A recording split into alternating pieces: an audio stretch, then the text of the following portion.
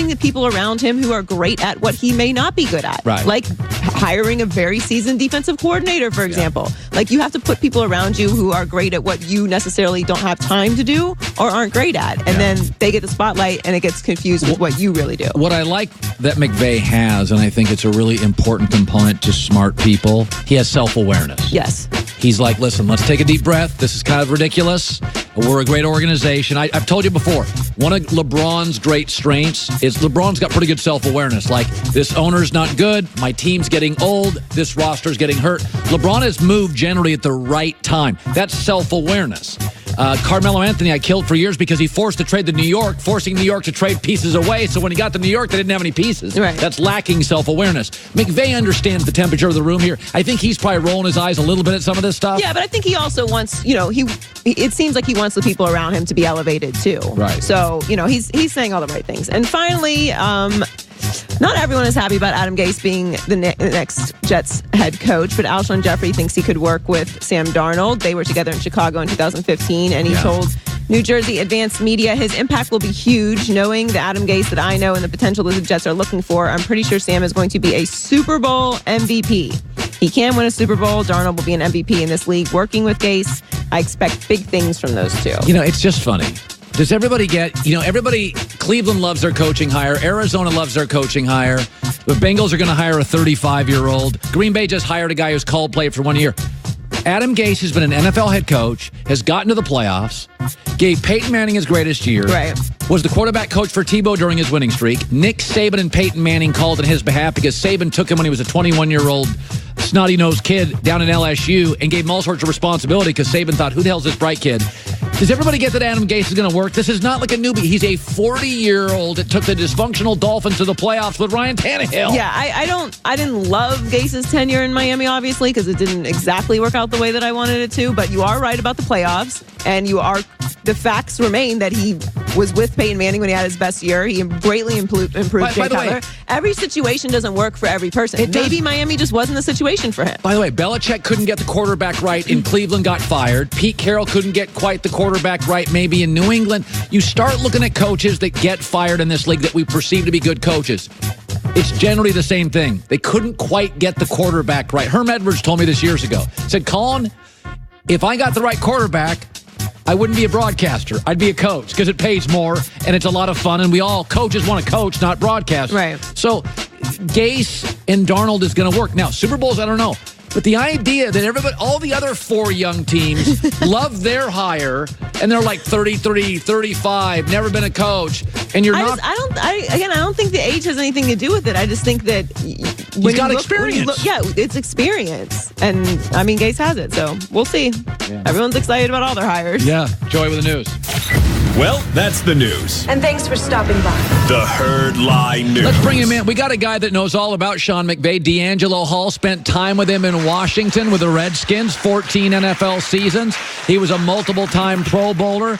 So McVay, by the way, he was an assistant at 22. He was a coach at one point at 22, which is absurd. But that was on accident now, Colin. Was that? He was a coach on accident. You talking about him when he was a position coach? Well, no, when he was a 22-year-old coach, where was that at? At 22, he was like 22 Oakland with John Gruden. QC, I think, in Oakland. I thought you meant the time he stumbled upon being the tight ends coach. He was our QC starting off in Washington, and we had our tight ends coach, John Embry, get the head job at Colorado. So they moved him up. And I'm like, wow, that's pretty cool. So now, did you know, now everybody knows he's smart now, but when you were there, you're doing your own thing. You're a defensive guy. You're a Pro Bowl player. It's not like you're spending a lot of time.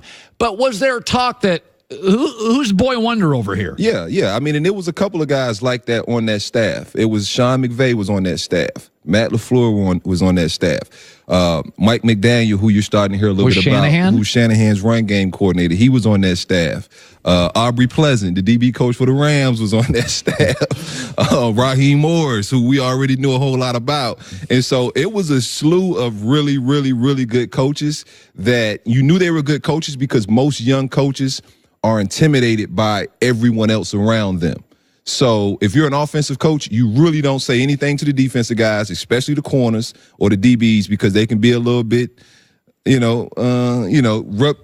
could go off at any given moment, DBs. And so, most offensive guys, coaches don't really say anything to the DBs. They kind of stay in their position groups, but these guys would mingle amongst everyone on the roster.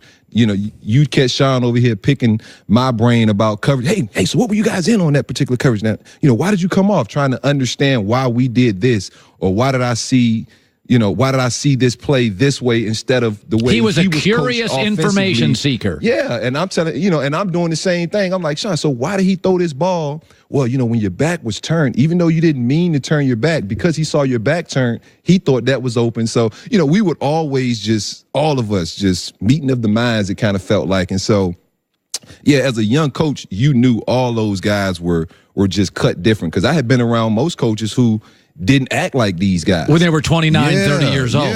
Yeah. By the way, I said earlier, anger and resentment comes from one place: expectations. So if you have realistic expectations in life, you don't get mad. Okay? If Dak Prescott is Alex Smith, you were actually, about 2 months ago, you came on this show and you said, I like Dak. He's Alex Smith.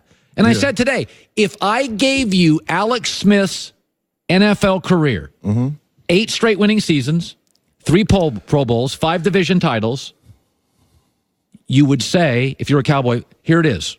No, I want you to look at this. 8 straight winning seasons, 3 Pro Bowls, 3 division titles, 5 playoff appearances. If I told Cowboy fans today, that's going to be Dak in a decade, wouldn't they take that? Yeah, I would hope so.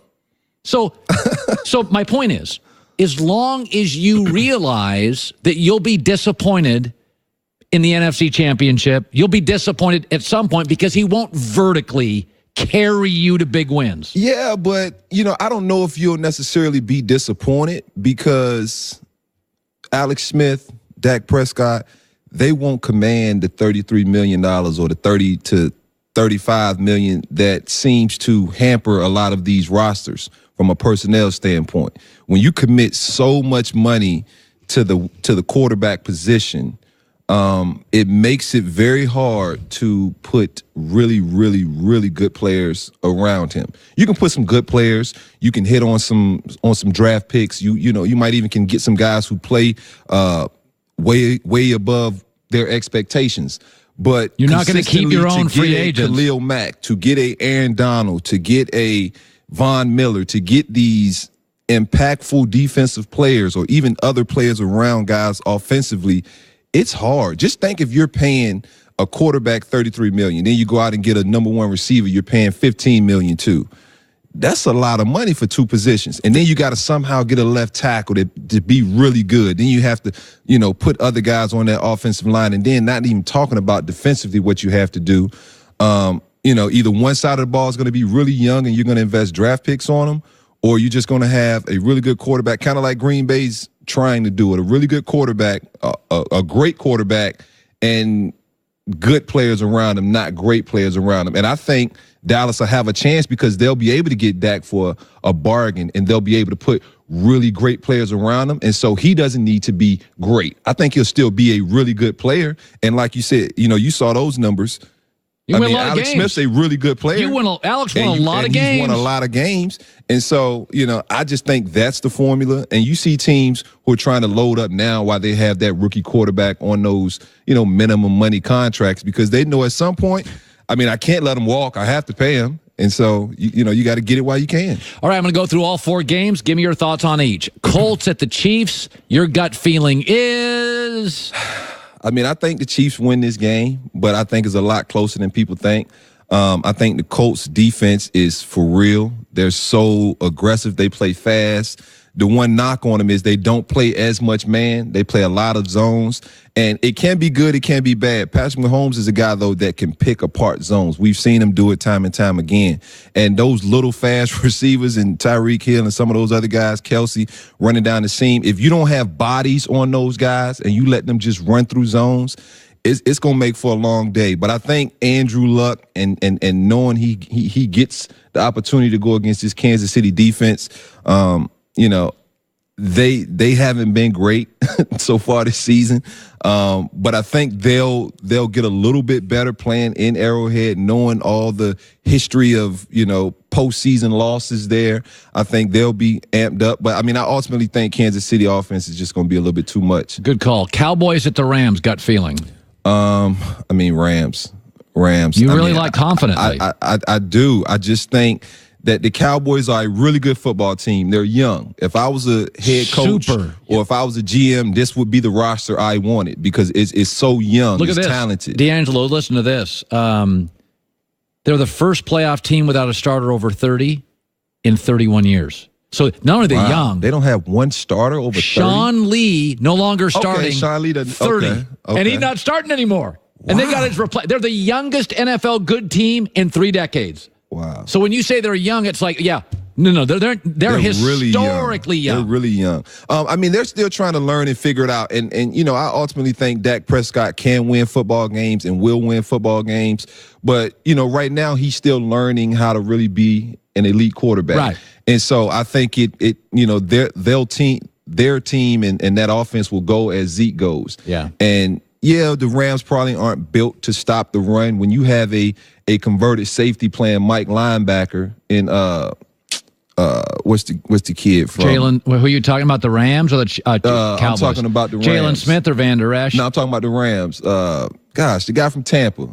Oh, Mark Barron. Mark Barron, exactly. He's not built to take on ISO blocks, and Zeke's bigger than him. Most Mike linebackers are normally bigger than the running backs. And so the Rams aren't necessarily built to stop the run, but I think they'll drop more safeties in the boxes. They'll do certain things scheme-wise to prevent Zeke and that offense from running the ball and ultimately put all the pressure and the onus on Dak Prescott. And, I just think the Rams will be a little bit too much. A lot of their late season mishaps have been self-inflicted.